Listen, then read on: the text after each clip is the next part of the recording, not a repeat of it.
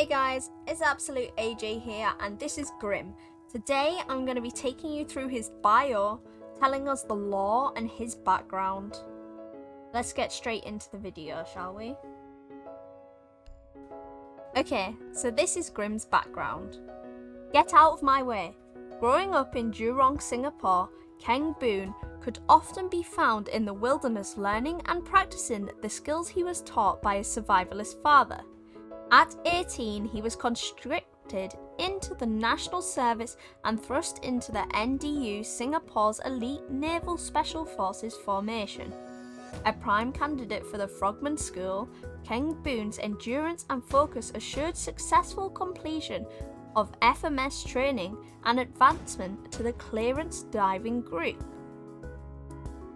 As part of the Naval Explosive Ordnance Disposal Unit, Keng Boon worked closely with countermeasures platforms.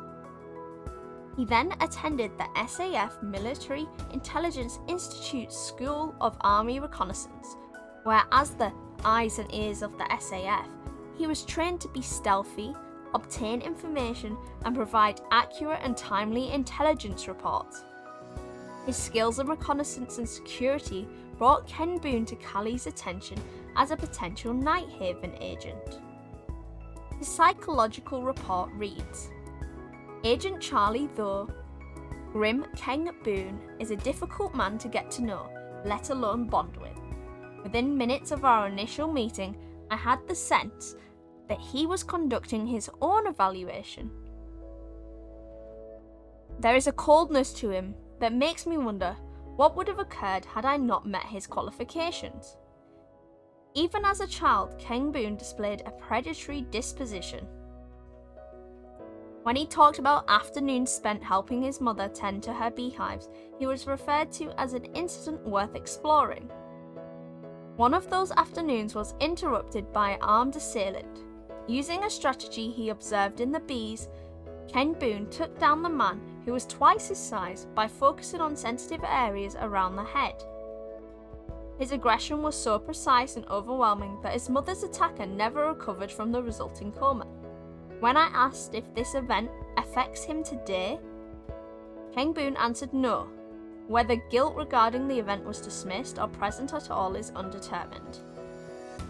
Despite his lack of sociability, he demonstrates no discomfort working within a combat unit. In Redacted, Commander Redacted states Keng Boon's ruthlessness is an asset to Redacted. The Redacted casualties results from Redacted were justifiable risks with no unsanctioned kills. Despite Redacted's brutality, he knows the rules and operates within them. He seems to regard other soldiers as tools in his well-assembled arsenal. Deploying them in a dehumanizing yet effective manner, I admit to some concerns regarding Agent Keng Boon. His sense of detachment could signal unaddressed traumas that diminish his efficiency in the field. Comment J.K. Shaw, his tough exterior doesn't come from any unaddressed trauma. He just doesn't give a shit. Callie. I did expect some friction in the lab with Jankovic, which is Osa by the way, given how protective she is of her space. So far he's displayed nothing beyond exemplary professionalism. While she does most of the talking and Keng Boon all the frowning, there seems to be a mutual understanding between them.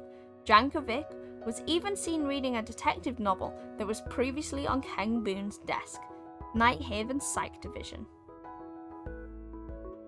His training consists of experience within Combat Diver Course, Clearance Diving Group, Combat Survival Training, Frogman School, Naval Diving Unit, Reconnaissance, Commander Course, Singapore Armed Forces, Muay Thai, and Silla. Relevant experience from Boxing Day Tsunami, 9th Deployment, and ex-Pandu. His notes: his device is the Kaiwan Hive Launcher. His full operator name, Agent Charlie Tho Grim Keng Boon.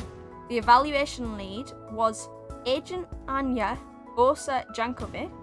To fully explain the Kaiwan Hive Launcher, I would have to break it into parts. While the launcher has been adapted from a generic model, the projectile has moved beyond robotic process automation and into hyper-automation.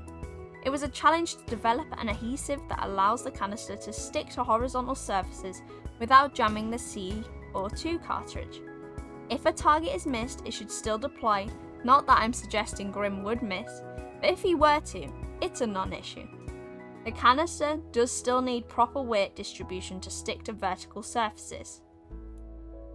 There is a brief delay after deployment and before activation during which the hive can be disabled. Once active, only something like the electrical field produced by a mute jammer would be able to interfere. The actuation device itself is the most complex structure of the Kai-1 hive launcher. With airframe construction based on magnesium and carbon fibre composites, the micro-air vehicles are among the most advanced tracking systems available.